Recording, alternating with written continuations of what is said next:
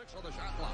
5 on the shot. Triple lots. M.J. Walker from distance. Missed out by Florida State. Florida State been able to reinvent themselves. The ACC championship of the regular season. The Florida State Seminoles are ACC champions. With the 4th pick, Patrick Williams, the San Antonio Spurs select Devin Vassell from Florida State University.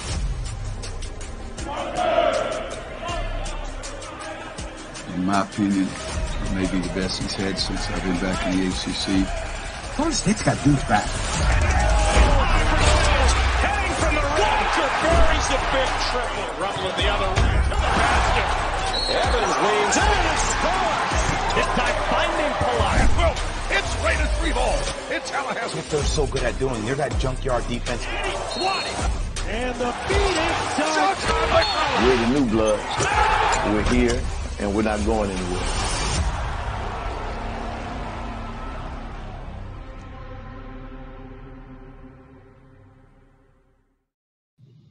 Hello and welcome out there to all you Seminole Boosters and Coaches Club members to our second edition of a live chat with Coach Hamilton. Coach Ham will be on with us in just a moment, and we're so glad to have his time here. And right now, we're in the midst of the annual fund for Seminole Boosters.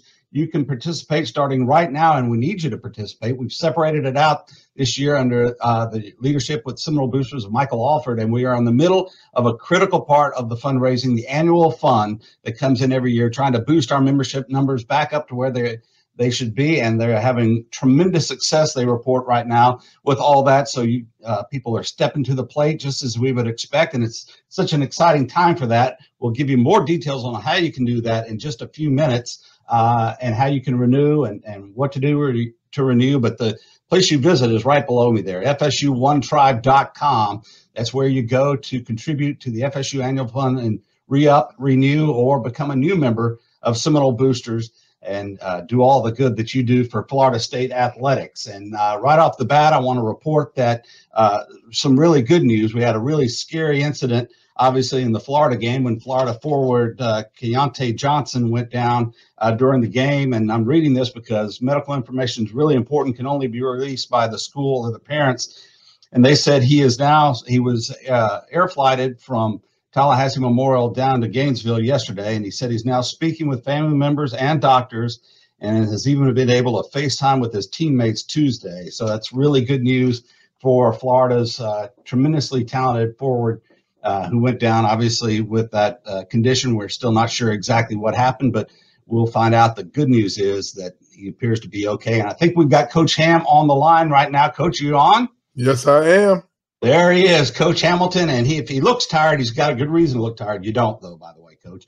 But 3 games in 6 days, we chugged to get to the start of the season with the movement of the Gardner-Webb game. Then we played 3 games in 6 days. We're going to play 4 games in 10 days after we get the UCF game in on Saturday. But not just 3 simple games. You got Indiana. We beat them in overtime. Florida, of course, 83-71. We're going to talk about that. And then last night, we're 4-0 in the season. The more important stat may be the 1-0 in the ACC. You win the opener against Georgia Tech. Talk about those 3 games. 3, obviously, tremendous wins. Indiana goes into overtime. You find out a lot about your team right away. Florida was an unusual game because of the situation that happened there. And then Georgia Tech was a strange game. We sort of controlled it all along, but you look up at one point, and it's a 1-point game in the second half. Well, there's no doubt that these games stretched us to the max. They were very challenging, especially when we're still trying to regroup, reload, recharge, reorganize, whatever terminology you want to use. But we're a new basketball team. We have guys whose roles have changed. Guys are now put in leadership roles that have not been in these situations before. We have 4 new guys that we try to integrate into our rotation that are learning all about our system as well as how to play and perform proficiently at this level.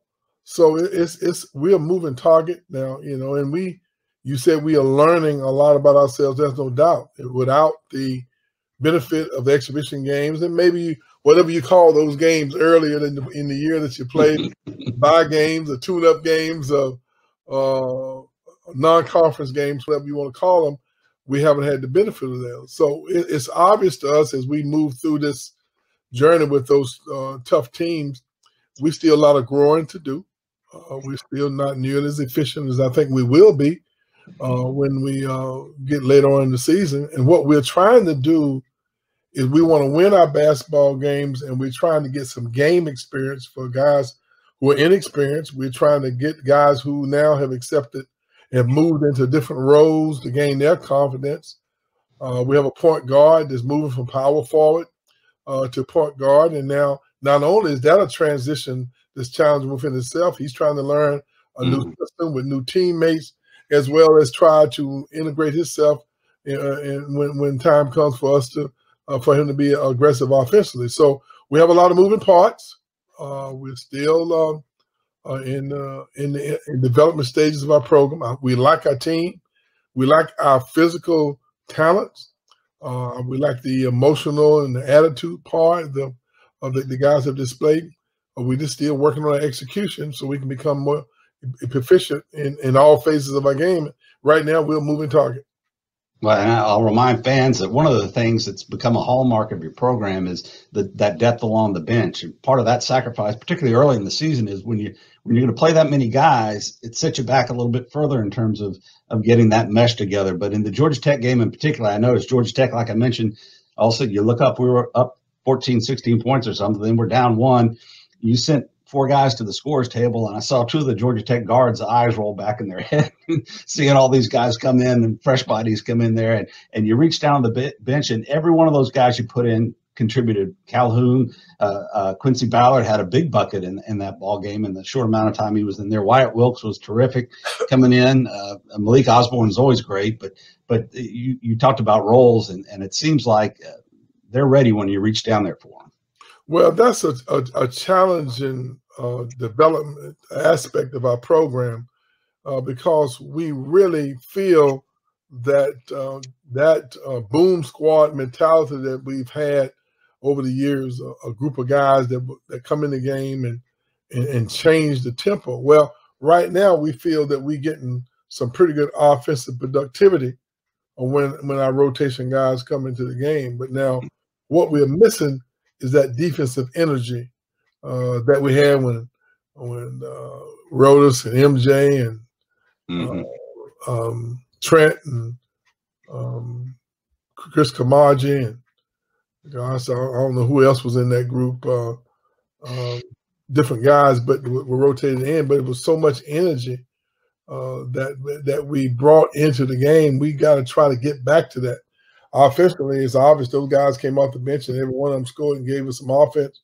But we need to get that same level of excitement and energy on the defensive end because we think that it complements the system that we're trying to use.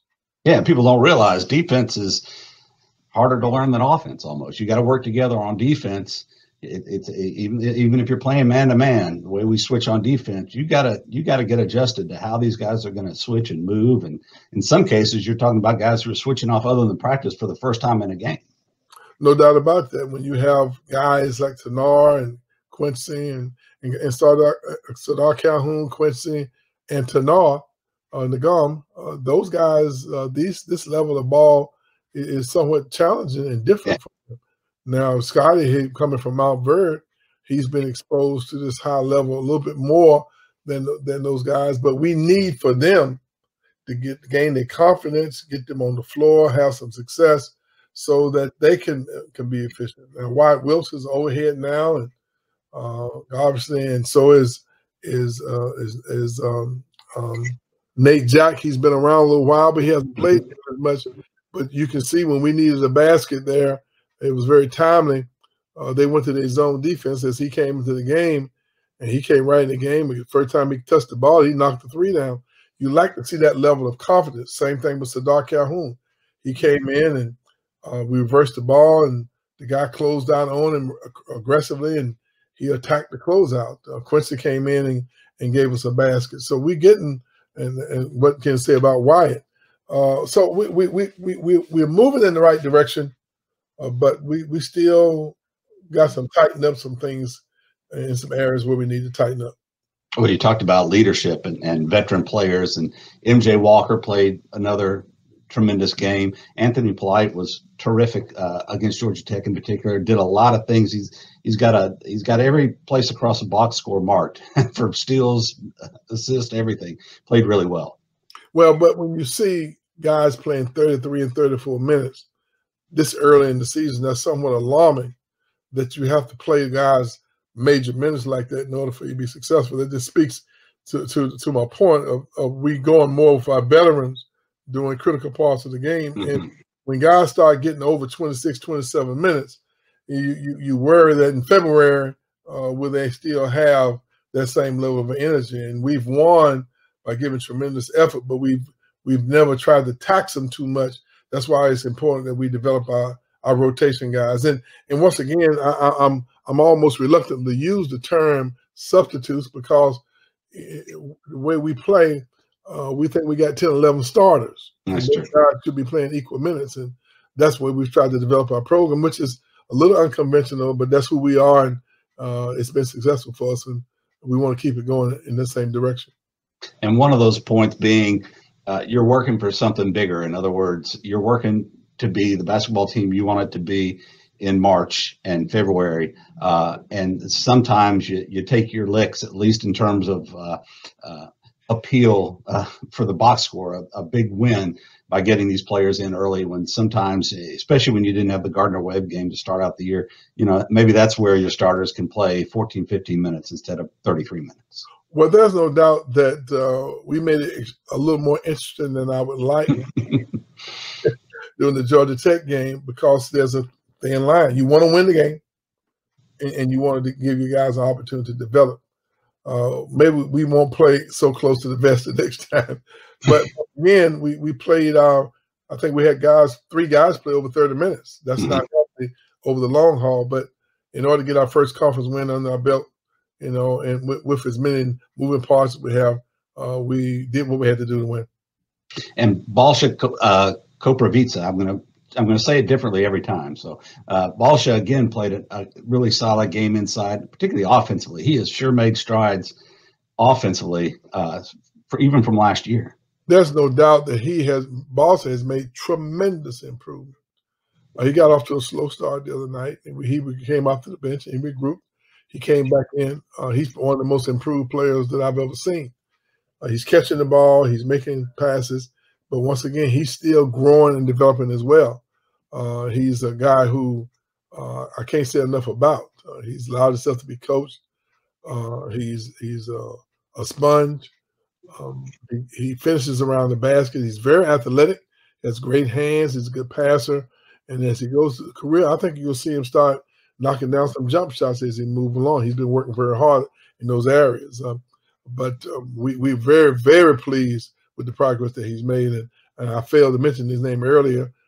I guess that means I'm getting a little old, huh? Well, I tell you, I'm glad you mentioned his passing because the guys I've talked to and some of the guys that have watched practices talk about his passing. Inside passing, his skills out on the perimeter, even getting the ball down. When you're as tall as he is, it's a little easier to get the ball down inside. Plus, your big man defending is out there guarding you, so it's a little bit more open in there. So he's kind of got that European flair where he's got the ability to step out there, really see the court, and throw soft passes that leads you right to the bucket. There's no doubt that we're pleased with the progress he's making. I can't say enough about how excited we are with what we think will be a very good year for him. He's working very hard. He's doing very good in school. And most of our guys are. We're very proud of.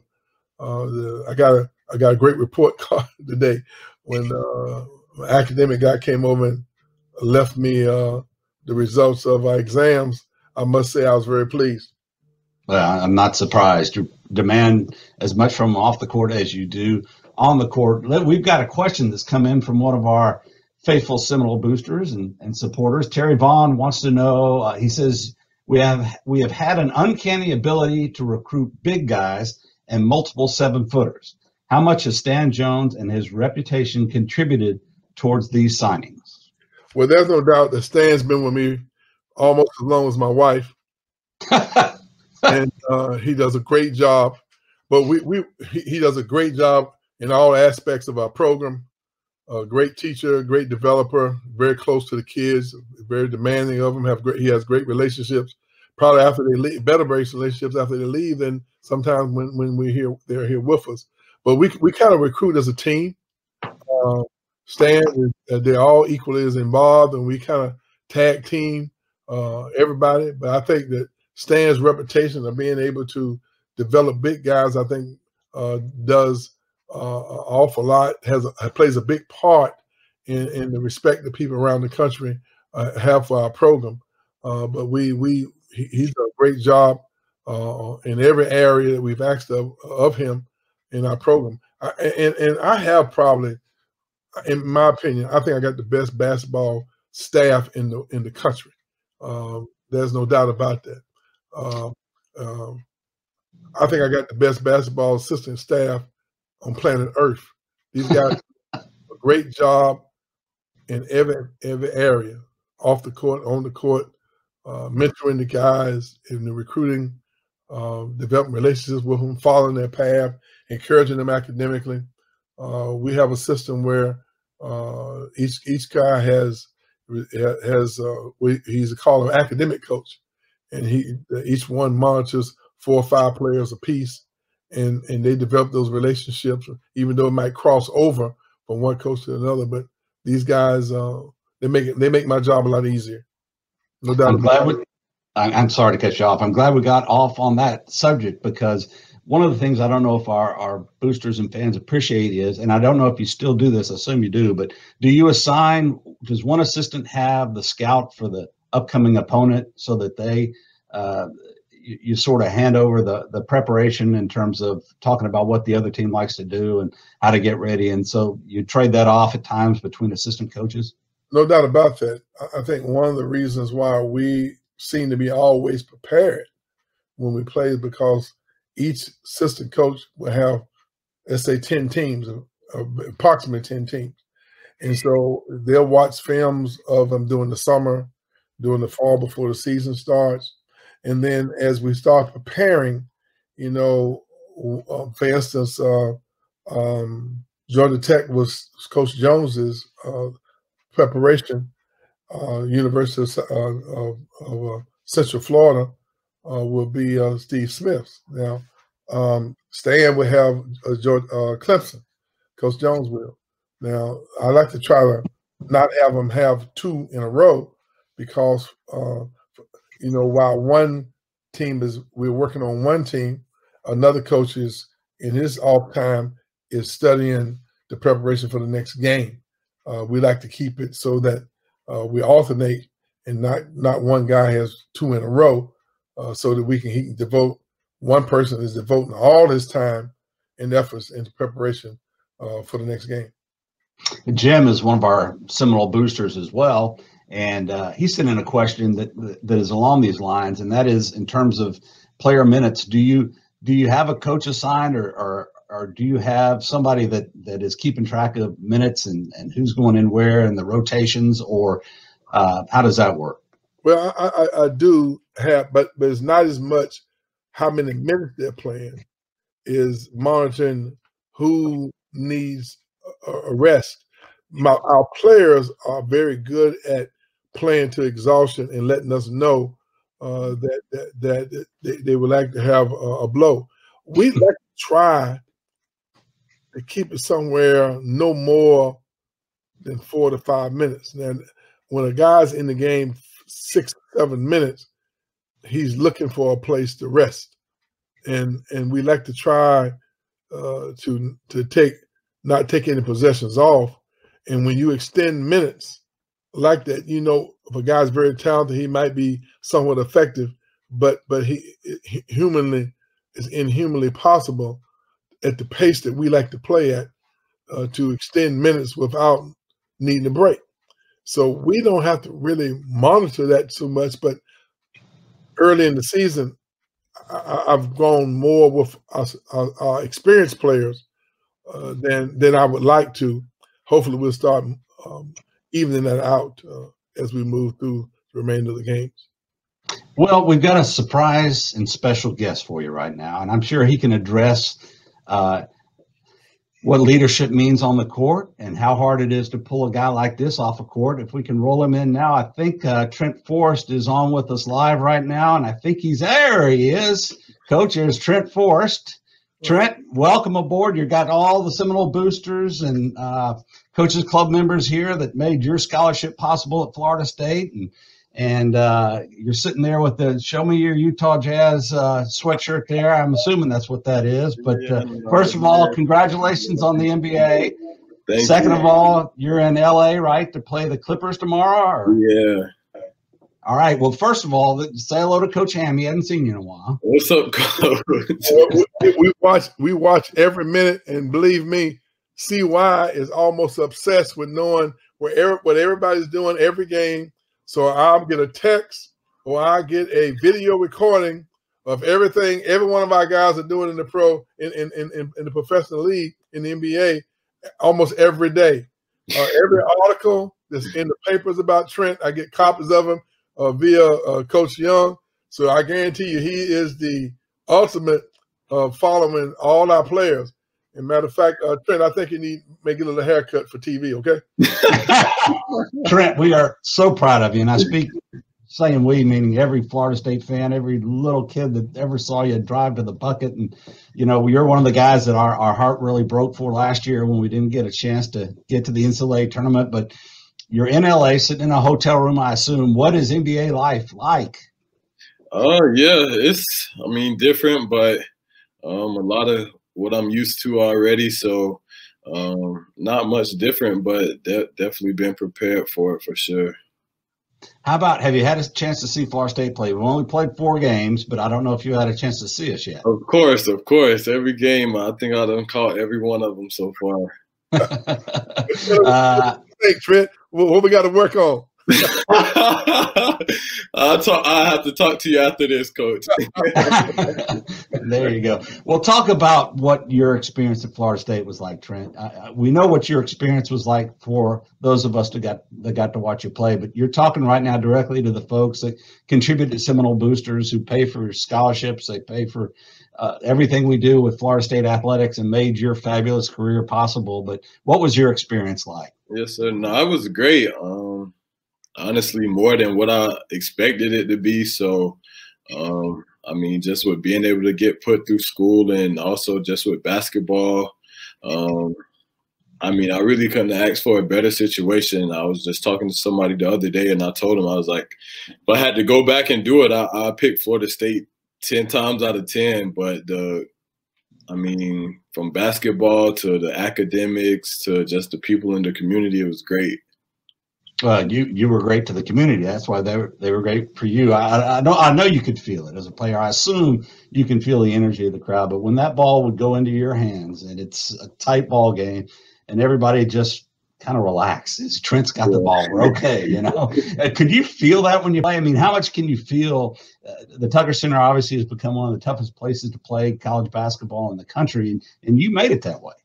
Yeah, no, you definitely can feel it. It's just crazy from – when I was coming as an 8th and 9th grader in high school and middle school coming over, you really didn't have that feeling. But, over the years, we were able to change that, and you definitely could tell the shift in the culture for sure. So take us through your day tomorrow. You play tomorrow night against the Clippers, so you'll get to see a couple of teammates, huh? Yeah. Yeah, I'll get to see Terrence and Fee play against those guys, but I'm sure we might have like a little shoot around or something in the morning and then come back to the hotel for a little bit, then probably go back to the gym later on. It's a little different out here because state by state, the COVID rules are different. So we're going to have to make a few changes because I know you can't have like more than 10 people in a room here. So it'll be a little different, but we'll make something work. What is your and we'll just keep you for a couple more minutes because I know you're busy. And hey, thanks so much for the time. No problem, it's really important to these people, the Seminole Boosters, and to us to be able to say thank you is a real great experience, and we appreciate it. But does one moment stand out more than any other in your career? Do you have a favorite moment when you were playing basketball? There was definitely a couple. I probably wouldn't have one, but going to the Elite Eight is up there. winning the ACC regular season last year. Those two are probably my top two moments for sure. Yeah, well, can't get much better than that, can you? We couldn't last year. We had we hung a banner up, by the way, for the NCAA, even though they didn't have it. We put the daggum banner up there because we were number 4 in the country when we went in. So we hung the banner up there, and it's got, you know, your fingerprints all over it. But do you have a message for this year's team before you go? Just continue to work hard, listen to the coaches. As much as they repeat a whole bunch of stuff to us, it really pays off for you. I mean, the same stuff that they told us daily when I was there is basically the same stuff I'm hearing now. So, I mean, it's going to get you guys to where you want to be, and just to lock in every day. Trent, we can't thank you enough for your time. I know every moment's precious. I know you'll talk to Coach Ham offline here, so you can give him all your evaluation. We're all anxious to hear what you think Scottie Barnes is doing with your old position, and I'm sure you'll tell us about that later. But thank you so much. Yeah, so thank you, guys. All right, Coach. All right, good luck, buddy. What's up? Coach, I've heard it said that there's nothing that is more rewarding than coaching than seeing your players after they're done. It's almost more fun than while you're coaching them, to see them be successful and have a smile like that and be wearing an NBA sweatshirt. Well, there's no doubt that their careers and their developments are so much more important than anything that we do. You know, you think about the ones who go on and play in the NBA, but 95% of your players at some point in time, well, I'd say 100% of your players will have life after basketball.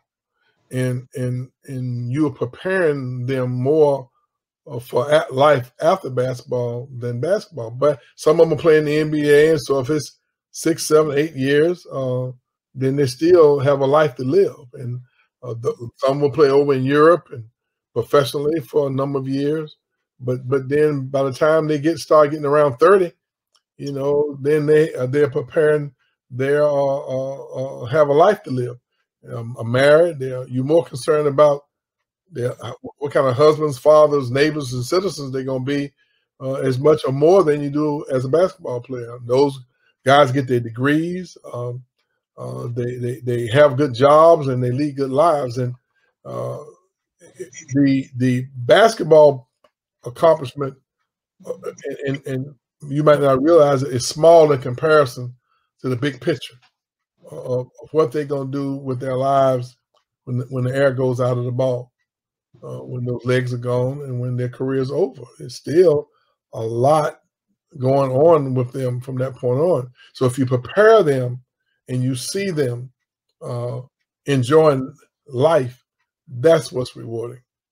Yeah, and that's one of the differences that makes you such a special coach in this program. Not all coaches are coaching that way, and that's why they're drawn to you like they are, which is one of the questions we had earlier. How in the world are you getting all these 7-footers? It's because he can sit in a living room, or now you can Zoom into a living room and tell people what's up. We've got three other special guests coming up. We got Anthony Polight coming up. We're going to hear from freshman high school forward, Scottie Barnes. And then we're going to bring in our new color analyst from the radio network also. But before we let you go, Coach, you got UCF on Saturday at 9 o'clock. That's going to be on the ACC network. Gardner-Webb, the makeup game for earlier in the year, is going to be 7 p.m. on Fox Sports South. That's Monday. And then you've got Clemson after Christmas on December 29th, and that's going to be on the regional sports networks. But that'll be a pretty good chunk of basketball pre-Christmas after you get the UCF and Gardner-Webb games in. No doubt about that. But every game this time of year is very, very, very important to us because we're still in the development stages. We're just very fortunate to be 4-0 while we're developing. I mean, we need to. We got a lot of work to do. And the good thing is that I think our guys' attitudes are up for it. We have a great culture.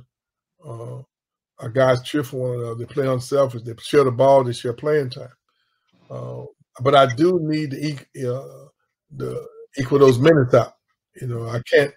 I'm uncomfortable playing guys 30 minutes in December. That's just not healthy. Which means that as a coaching staff, we got to develop a little more confidence in the other part of our team.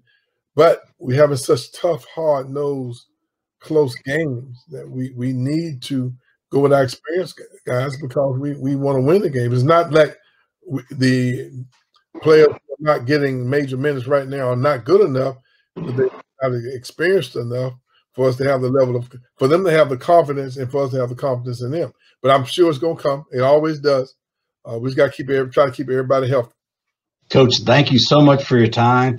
We really appreciate it. Good luck with UCF on Saturday night and the rest of the way down, and we'll catch up with you later. You can listen in on Anthony and Scottie and see what they have to say if you want. But we'll thank you for your time, and let me give a little message also to you, Seminole Boosters and Coaches Club members that are still on the line. We are in the middle of the annual fund for Seminole Boosters, very critical. We're really trying to boost the membership numbers up and, of course, the coffers as well. And you can become a part of that right now, fsu1tribe.com. There's your phone number, 850-644-1830. Sign up yourself, your neighbors that have that Florida State pennant on their car, knock on a window, whatnot. They're offering incentives along with renewing your membership or becoming a member now. So who knows what you might get, a little something in the mail, a hat, a shirt, a jersey, who knows. But Seminole Boosters are rolling out the red carpet for you, for all the things you do for Florida State athletics. And when you see a guy like the three guys we're going to see tonight, because Adrian Crawford was also a former player, Trent Forrest, how much his Florida State experience meant to him, you can take some pride in the fact that you made that happen. Literally, none of the institutions across the country could do what they do in athletics without your private dollars and your support. And our fans have been as good as any in the world. Tucker Center is the hardest place right now to win a basketball game. Just knocked off another non-conference team the other night and start the ACC 1-0. So become a booster. Renew your membership if you haven't yet. Go to fsu1tribe.com right now. And right now, I'm going to bring in a legacy. Talk about a guy who's got some Florida State history. Anthony Polight is with us, I think he'll, there he is. Yeah, those of you who have been watching Florida State basketball as long as I have, remember his dad, Michael, and of course, Anthony is one of our veteran players. And Coach talks about leadership, and he talks about how you have to help these young guys that come into the ball game. And obviously you had a terrific game against Georgia Tech, and you seem to be enjoying yourself a lot. What a great experience you've had from really having to fight for playing time like most young players do, and then coming on now and starting for the team.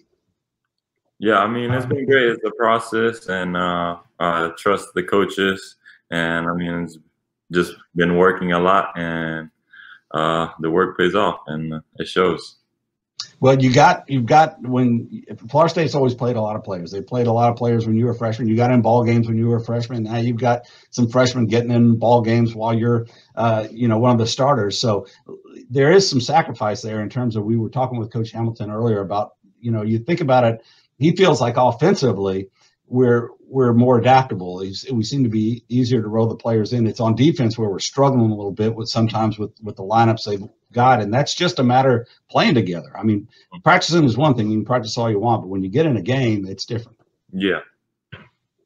I mean, it's our defense is we all have to be connected, and we all have to be on the same page. And if there's only one guy that is not communicating or not talking and pointing, it can be very easily disrupted. But if we all on the same page, and like Coach said, if he has the older guys on the court, and we all know we've been playing with each other for a longer period, and it's easier for us to communicate and just have a stronger defense. You're talking right now, by the way, the only people on watching you, and they're on everywhere, YouTube, this online chat that we have, it's on Twitter and Facebook and all that stuff. But the people you're talking to are those that have given to Seminole Boosters and have made possible your scholarships and those of your teammates and the program. And I know you appreciate that. Yeah, I mean, I'm extremely thankful. I wouldn't be here without them. And I mean, I'm extremely thankful for all the support that they give us throughout the entire year, and to the games, and whenever we need something, they're always there for us. I'm curious about how awkward it is right now with the limited fans in the arena. How different is it? You hit 2 big shots in the Georgia Tech game, and I thought, those are the ones where the stands go quiet and then it goes in, and then the whole place goes berserk, and you hit those shots, and I'm going berserk, but there's only 1,500, 2,000 of us out there going berserk. How different is it? It definitely is different, but I feel like we've talked about this. We prepared for this. We've done different drills to prepare for things like this. And also I feel like once we're in a game, we're like locked in. So on the side, when you like, for example, make a shot, you definitely hear everything that's going on. But other than that, I feel like you're very locked in and you're just in the game. So it's been an awful lot of fun to watch you progress, in your game, and you don't get on the floor wearing garnet and gold without playing defense. And you're an exceptional defender, obviously. Which is your favorite? You like playing offense or defense better? You like, let me phrase it better. You like stealing the ball better or banging home a 3?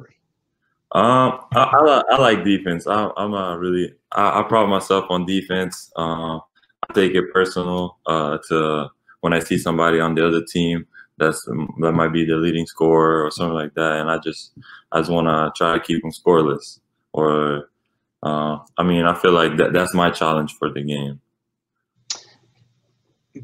We talked to Coach Hamilton earlier about how important scouting is for the game, and that different coaches scout the opponent coming up. And I know you work a lot with CJ as a coach in terms of your position and whatnot. Talk about your relationship with him, and then how much does the scouting help you, particularly on defense? I would think that when they can tell you, hey, this guy doesn't like to go to his left, or that's the kind of thing they can help you with, right? Yeah. Yeah, definitely scouting report helps a lot. It helps you anticipate what the other team does. So you could be like a step ahead on their offense.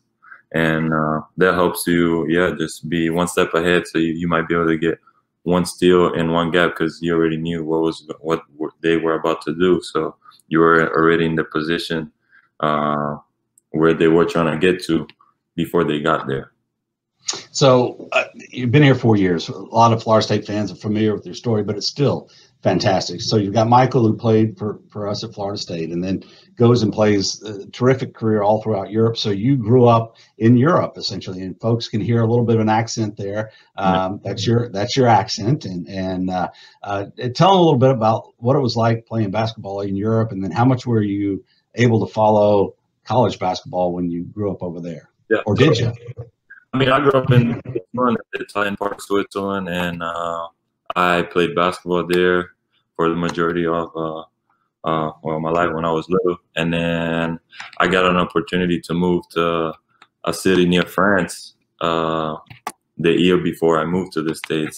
So I was there, and I got to learn and go to school in French as well. So that's how I learned French, because Italian was my first language, and then I got to learn French as well.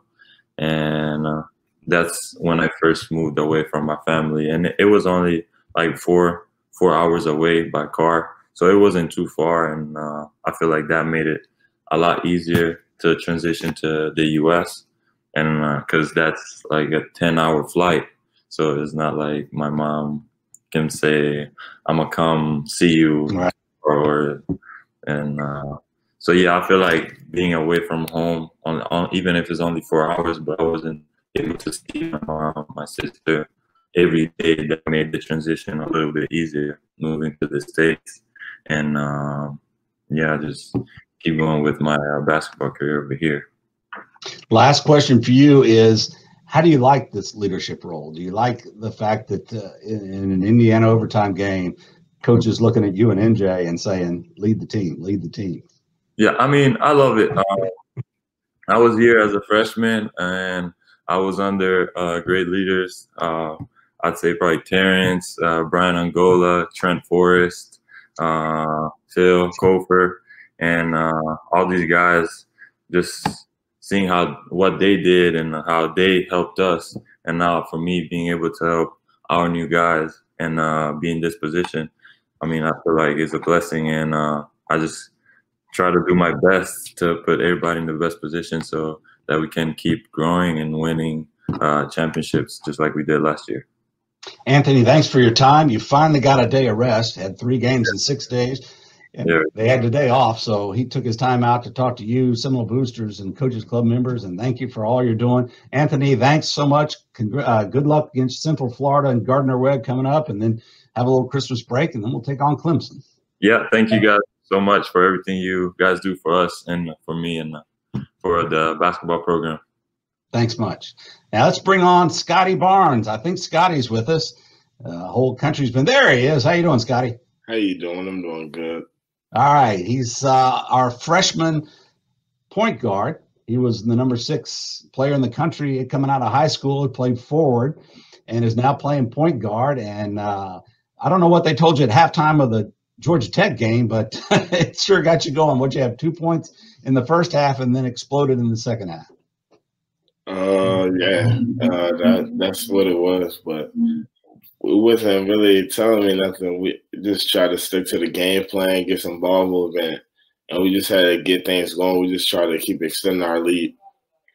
I've got to tell you, we'll get to why you picked Florida State in just a second, but you're not getting the full energy of the Tucker Center. Wait till you're playing in there with the crowd's full, and when you throw that dunk down over the Florida player or the Georgia Tech player like you did in the last couple of games, the whole place will go crazy, and it's even more fun than you're having right now. But you're one of the most highly recruited players in the country. No secret about that. What made you choose Florida State? What made me choose Florida State is, I would say, when I came on my visit here, just seeing how connected the players were, they looked like they really had a brotherhood about them that made them just so connected. I would say when I went to the practice, the players were so energized, and it was fun to watch them, just the way that they connected with each other. They brought a lot of energy, and I knew that I could fit in this program because I like to bring a lot of energy as well. Yeah, you seem to be one of those guys who looks like he's having fun the whole time out there, and that carries you a long way, obviously. But how different has it been playing point guard so far? It's totally different than what they were asking you to do in high school. I would say the main difference is just maintaining the flow of the offense. In high school, I played a lot of the game. I would say it's way different on this next level because you just have to try to keep a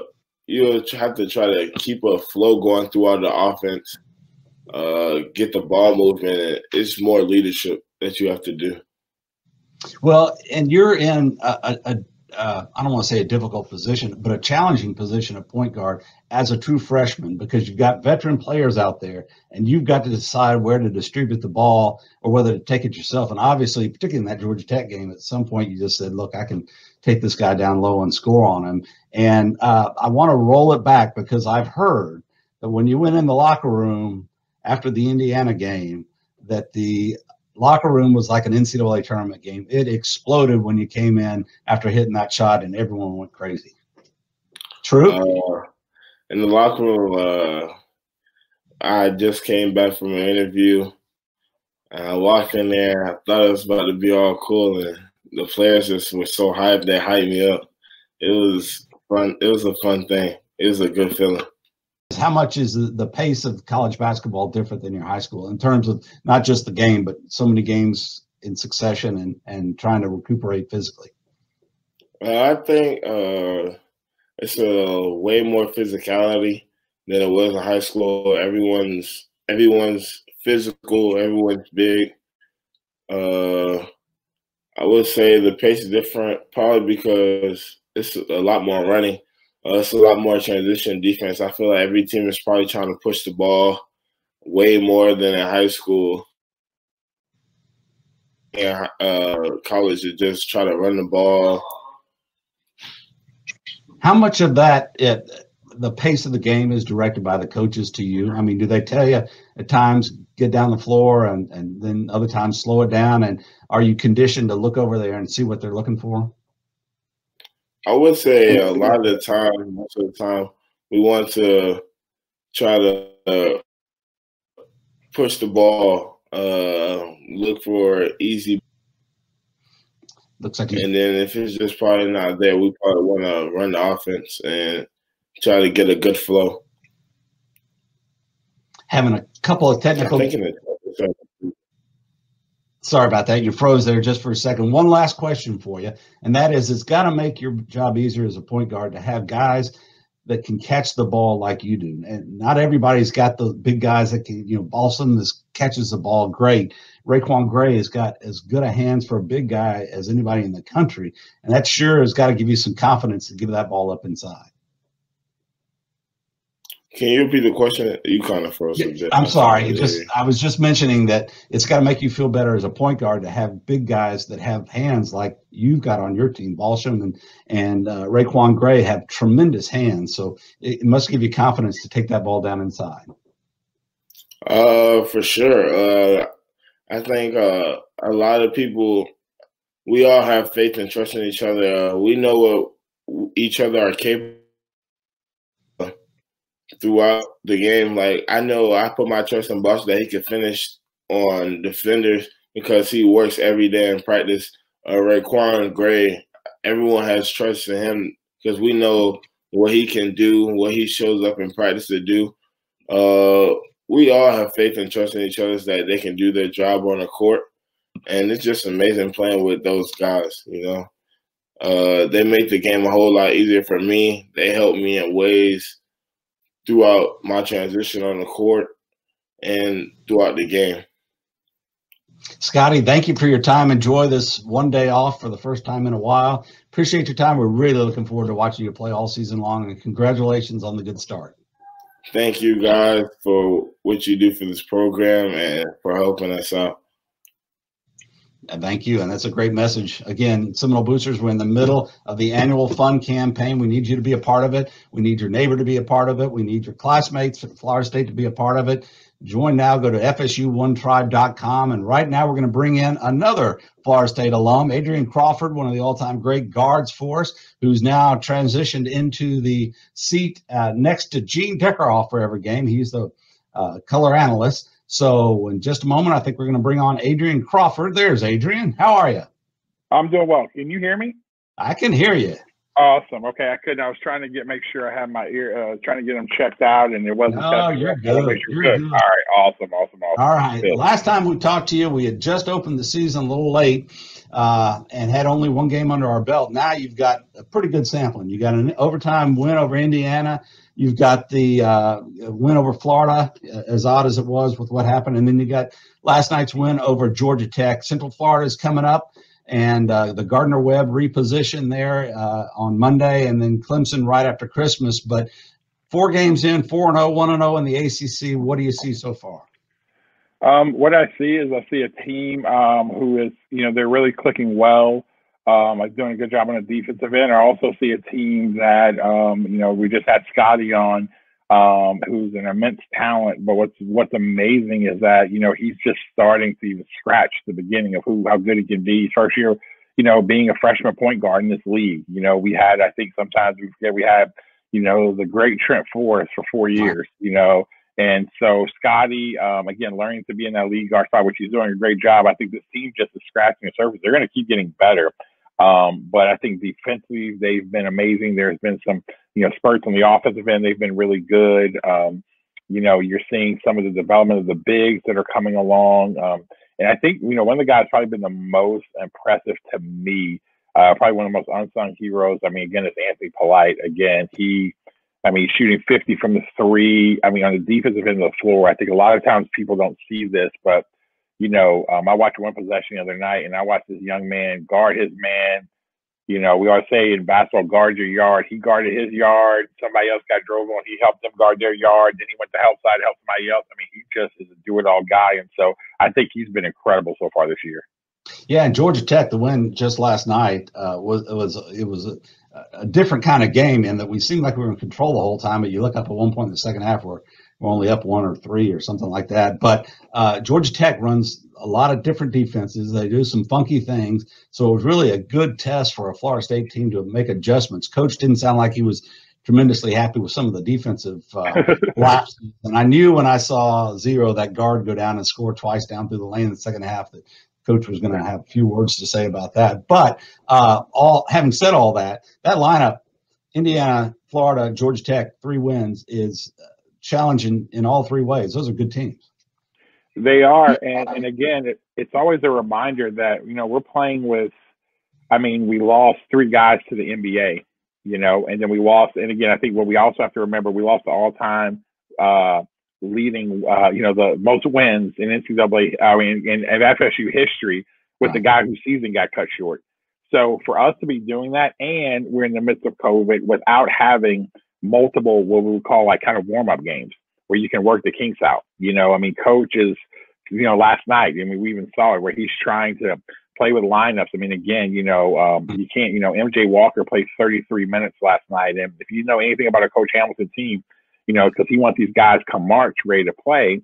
So he's playing and figuring some lineups. We kind of saw that in that moment last night where they got back in the game because he had Anthony and Scottie both on the bench because he's trying to get to. So he's having coaches and their staff doing a great job trying to figure out rotations and things like that. The God honest truth, if he played 8 or 9 guys right now, they probably win all these games by 20 points. But Coach has always been a long-term thinker about the end game. And so I think that, this is part of it. But for them to be 4-0, it's an amazing thing. You don't want to harp too much on the sensational freshman Scottie Barnes, but in that game in particular, you could almost see, it's a tough position for him. And I kind of asked him about it just a little bit ago. But when you're a true freshman and you're the point guard, you're directing the traffic. You're essentially directing where the shots are coming from, and you can score too. And you can see he's still trying to figure out, am I okay to go down and score here? I can score on my man down low. And he did it a couple of times in the second half against Georgia Tech. And it was like, oh, man, think about what he's going to be able to do. And then eventually when he gets down in there, can kick it out with the way we're shooting threes with MJ and Anthony in particular. And then, Calhoun didn't play a whole lot last game, but what a stroke he's got. Yeah. I hope, everyone, they see the big time plays and the dunks that Scottie does, and they see they see the swag that he has about him and the toughness and all the stuff. But I think what we have to realize, that kid has an incredible basketball IQ, like a high level basketball IQ. And it's amazing watching him play. Even last night when he had that dunk, everybody looks at the dunk. What I was most impressed with was the fact that he was 27 feet from the basket and he got to the basket in 1 dribble. Like that's like, I tell people, that's like, those are mutant powers. Like, that's not what I said, when God made Scottie Barnes, he gave him a little bit extra that he didn't give the rest of us. And so, so the kid's special. Well, I like to look sometimes at how you would attack Florida State if you're an opposing coach. And you can learn that by what Indiana tried to do and what Georgia Tech tried to do as well. But the fact that he's reaching down that bench, and he always has, he's always played the bench a lot. But, you go through last night was a good example. Everybody he pulled off that bench and put in did something. Quincy Ballard only played, I didn't look at the minutes, but he may have played 2.5 minutes. He scored a huge bucket in that 2.5 minutes. He did. Again, I was super impressed with Quincy last night. And again, even, the game before, Tenor, did a great job. And again, I'm telling you, you're going to see these guys as the years go on keep getting better. I was really impressed with Quincy. You mentioned the bucket, but what I was also impressed with is, again, when you're a 7-foot guy playing in this system, we switch 1 through 5. So now a lot of times these guys are guarding. You got the 7-foot guy guarding, the 6 foot, the 5'11", 6'2" point guards. And Quincy Ballard worked hard last night. Kept people in front of him. And so they're going to, they're going to keep getting better as this year goes on. Yeah, that's why I mentioned how the opponents we played so far are a really good test. Indiana in particular, I thought they were really well coached. I forget their number 23, their sensational player's name, but Jay Billis pointed out on the television that he never took a shot off his original defender. They were making a switch off, and they switched it off because they're well coached. And 23, every shot he got off was not against his original defender. So that's NCAA tournament type basketball. It is. And again, these guys are getting tested early, and so, but I think that, down the line, this is going to pay off for this team because, with just because of what we've been in with COVID, it's not a normal year, and you're just thrown into the fire fast. And so it's just a different year. These guys are having to adjust. But the one thing I really appreciate about what's going on is that, you know, even the unfortunate situation we saw the other night against Florida is that, you know, I think these guys are understanding that, you know, the moments they get to play this game this year is taught in general in life that moments are incredibly valuable and precious. And I think that these young men are actually valuing that. I think that's one thing I see. And even when I talk to them, these men are valuing the opportunity to play basketball. And so I think as they go on, they're going to keep valuing, they're going to keep working at it. And hopefully, you know, we continue to stay healthy and have a chance to continue to move forward. I know you're looking forward to this, but you'll get to know a lot more about this team when you guys go on the road and you can be around these guys and then travel and kind of really understand what they're really like, you know. But have you gotten to see much practice? Do you go to practice much? I haven't got a chance really to see that much practice again. You know, I try to make sure that, you know, again, with all the, you know, the protocols and safety, things like that, I do get a chance to watch a lot of film. So yeah, I get a chance to watch a lot of film, and you know, a lot of these guys, again, I've served, you know, for a while as a character coach for the men's basketball for the team with coach, and so, you know, I know a lot of the guys. You know, I met all the guys who pre-COVID who took their visits here, spent time with them. So I have a good understanding, you know, of who those guys are, and so they're more than basketball players. They're a bunch of great young men. I mean, that's the thing. That's the thing that's special about what Coach and his staff has built here. Is, you know, they've got great young men. And one thing I can tell you, you don't bet against just good human beings who are willing to work at it. And that's what he has. He has good human beings, you know, who work at it. And so when you do that, normally you're just going to be pretty successful. Man, you couldn't have said any better. That's kind of where I was trying to lead you. And the example of this, I talked about it earlier. You got this heralded freshman that's coming in. Obviously, you got people on the bench that, you know, here's the freshman taking the spotlight. He hits the shot against Indiana and goes to the court to do an interview post game. And then when they bring him back in the locker room, my understanding, and he admitted it, the place erupted like he'd just gone to the Final Four or something. The players were going crazy for him. And that unselfishness really pays off. It does, again. And I always say this, you know, everything still rises and falls in leadership. You know, the fish rots from the head, but also life comes from the top too. And so you actually see this group, and it starts with Coach and their staff. I mean, I think they're unified. That's how they are. You know, again, you ever notice, when guys are recruiting guys, it's not, one guy recruited them. It's like we all do it, you know, and they celebrate each other. And you know, I started back with Jonathan Isaac and his group. You know, that used to be the most amazing thing. You watch Jonathan Isaac knowing he's going to be probably a top 10 pick. And it's like Jonathan Isaac was way more excited for his teammates to score than he was for himself to score. And that's just his culture. And then you see how these kids play. And it really is. It's not something that's false. You can't manufacture that. It's really deep. And I think what it is the hard work. And I tell people, these kids carry one another's burdens. What makes a great culture is when you actually know someone, and these kids know each other. They know their backgrounds, they know their past, they know their pains, their hurts, all that. So they carry one another's burdens. And so it really is a brotherhood. I mean, and that's what they want to build. And it really, truly is a brotherhood. Adrian, we're enjoying listening to on the radio. We're going to enjoy listening to you all season long. You got the best seat in the house next to the legend Gene Deckerhoff, and enjoy the season. We'll talk to you again soon. And for all you Seminole Boosters and Coaches Club members, I'll remind you again, OneTribe.com is where you can renew your membership to Seminole Boosters and make your contribution to the general fund. Get your classmates, get your fraternity brothers, sorority brothers, your intramural team friends. Call them up. Tell them you want to be a part of the Seminole Booster organization. Great things are happening. We had National Signing Day for football, the early signing day portion today, and that turned out great as well. We're riding high on this basketball program. You're going to see it notching right up the rankings just as fast as we can play a game, and you're part of that team. And I don't just mean that figuratively. You are a part of that team. Nothing can work without having the infrastructure and the support from Seminole Boosters and the private generosity of all of our Seminole Boosters and Coaches Club members. Thank you for your time. Enjoy Seminole basketball all season long. We'll come back to you when we can. Thanks to our special guest, Trent Forrest, for coming in from Los Angeles on his road trip with the Utah Jazz, and in particular, Coach Leonard Hamilton, who has become one of college basketball's greatest coaches. Thanks for your time. Become a member of Seminole Boosters or renew right now at FSU1Tribe.com. Thanks and good night.